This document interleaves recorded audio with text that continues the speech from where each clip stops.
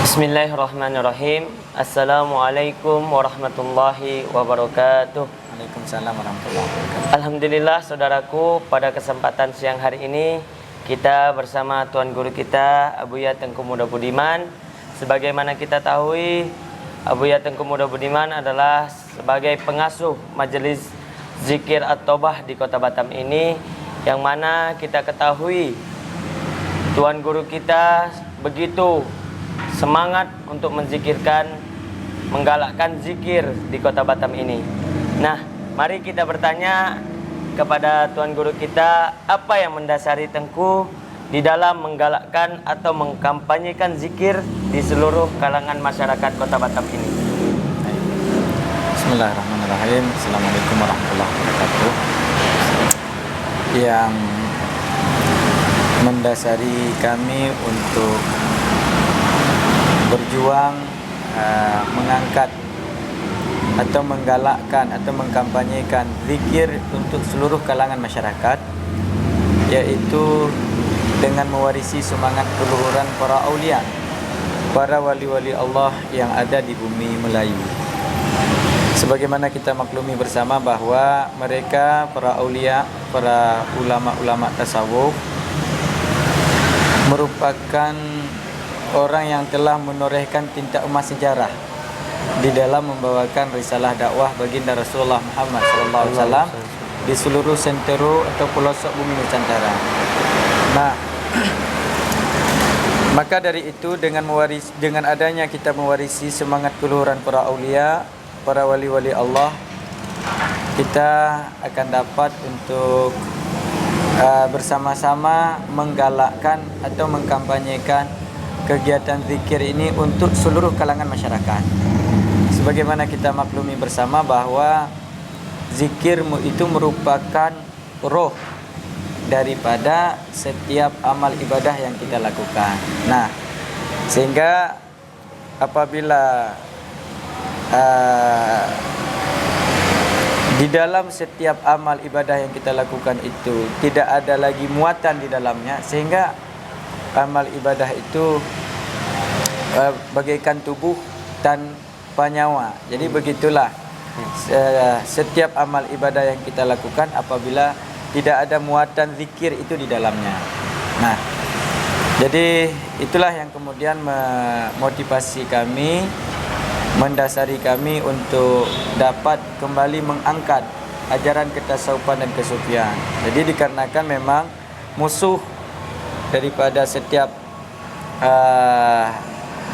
anak manusia itu tidak lain tidak bukan, musuhnya itu adalah syaitan dan hawa nafsu. Sehingga dengan adanya kita menggalakkan kegiatan zikir ratib siribia ini di mana-mana, mudah-mudahan kita akan dapat untuk mengalahkan syaitan dan hawa nafsu.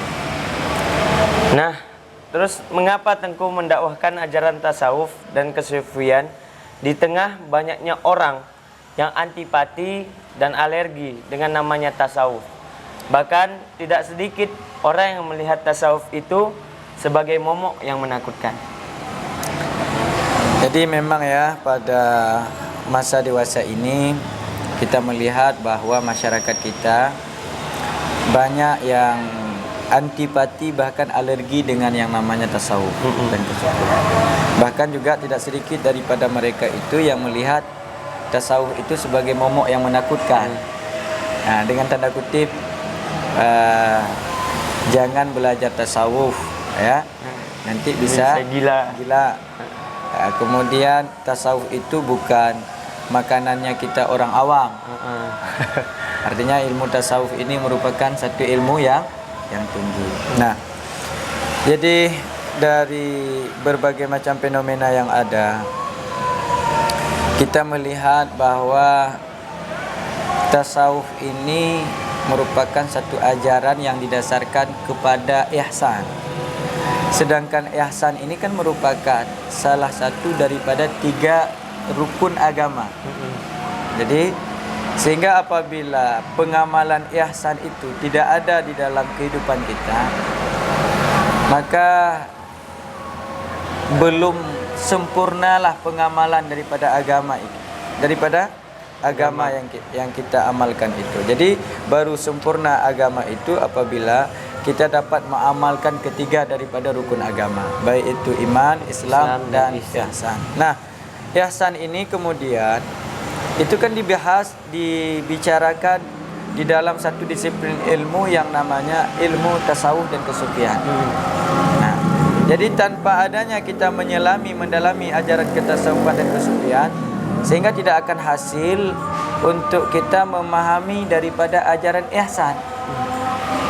Karena memang ihsan itu dibincangkan secara khusus di dalam satu disiplin ilmu namanya ilmu tasawuf. Nah, bahkan oleh ulama-ulama tasawuf dulunya juga mereka kan orang-orang yang telah menorehkan tinta emas sejarah di dalam membawakan risalah dakwah baginda Rasulullah Muhammad sallallahu alaihi wasallam. Sehingga dengan demikian Islam ini tersebar ke seluruh pelosok bumi Nusantara. Jadi maka dari itu ajaran ketasawufan dan kesufian ini, ajaran tasawuf yang benar itu harus kita kampanyekan, harus kita munculkan, harus kita tampilkan di permukaan, sehingga dengan demikian asumsi-asumsi yang negatif terhadap ajaran tasawuf dan kesufian ini harapan kita bisa diminimalisirkan dengan adanya tampilan-tampilan tasawuf yang memang sesuai dengan ajaran yang sebenarnya. Baik Tengku, terus apa yang harus kami lakukan dengan posisi kami sebagai murid yang ingin menyelami dan mendalami ajaran ketasawufan dan kesufian ini? Nah, berbicara tentang posisi kita sebagai murid di dalam mendalami ajaran tasawuf dan kesufian, ya itu sangat tergantung dengan kadar adabnya kita kepada Tuan Guru. Jadi keberkahan ilmu yang kita peroleh daripada seorang guru yang mursyid itu sesuai dengan kadar adab yang kita miliki. Jadi semakin bagus khidmat dan adab kita sebagai murid kepada Tuan Guru, maka semakin besar kadar keberkahan ilmu yang kita peroleh daripada Tuan Guru. Nah, maka dari itu sebagai murid di dalam kita bertariqah atau mempelajari ajaran tasawuf dan kesufian, itu sangat ditekankan untuk kita dapat mewujudkan adab dan khidmat kita yang baik pada Tuan Guru. Nah, sehingga semakin baiknya adab dan khidmat kita kepada guru, maka semakin besar keberkahan ilmu yang kita peroleh. Akan tetapi di saat kita tidak dapat untuk menampilkan adab dan khidmat yang baik kepada Tuan Guru, maka sulit bagi kita untuk memperoleh keberkahan daripada dada seorang guru yang mursyid. Nah, sebagaimana juga diterangkan oleh salah seorang ulama tasawuf di dalam kitab Tanwirul Qulub, beliau menjelaskan di antara adab seorang murid ni pada Tuan Guru yaitu ayyakuna mutasliman munqadan radiyan bitasarrufati syekh. Hendaklah seseorang murid di dalam bertariqah, berjalan untuk sampai kepada Allah Ta'ala, ia dapat untuk menyerahkan, jadi dirinya baik secara zahir maupun batin kepada gurunya, guru mursyidnya. Artinya apa? Kedudukan kita sebagai murid dalam bertariqah itu sebagaimana kedudukan mayat di hadapan orang yang memandikannya. Nah, demikianlah kedudukan kita di hadapan Tuan Guru. Bagaikan mayat di hadapan orang yang memandikannya, sedemikianlah kedudukan kita di hadapan guru. Nah, serta patuh dan ridha dengan segala bentuk pengaturan daripada guru. Kemudian yakhdimuhu bil mal wal badan li'anna jawharal irada wal mahabbah la yatabayyan illa bihadzat tariq. Kemudian kita senantiasa siap untuk mengabdi dengan jalan mengorbankan harta benda dan mencurahkan tenaga. Ya, jadi dengan jalan mengorbankan harta benda dan mencurahkan tenaga. Dikarenakan bukti daripada kemahuan dan cinta seseorang murid tidak akan dapat diketahui melainkan dengan jalan ini. Ya, yaitu dengan jalan siap untuk mengorbankan harta benda dan mencurahkan tenaga. Wa wadhnu sadiqi wal ikhlas la yu'lamu illa bihadzal mizan. Jadi kejujuran dan keikhlasan seseorang murid di dalam bertariqah tidak akan dapat untuk diketahui melainkan dengan ukuran ini. Ukurannya apa? Ukurannya adalah siap untuk kita mengorbankan harta benda dan mencurahkan tenaga. Jadi itu poin yang pertama yang harus kita dapat amalkan sebagai murid untuk kita memperoleh keberkahan di dalam kita mendalami ajaran ketasawufan dan kesufian. Jadi demikian Bang Roy.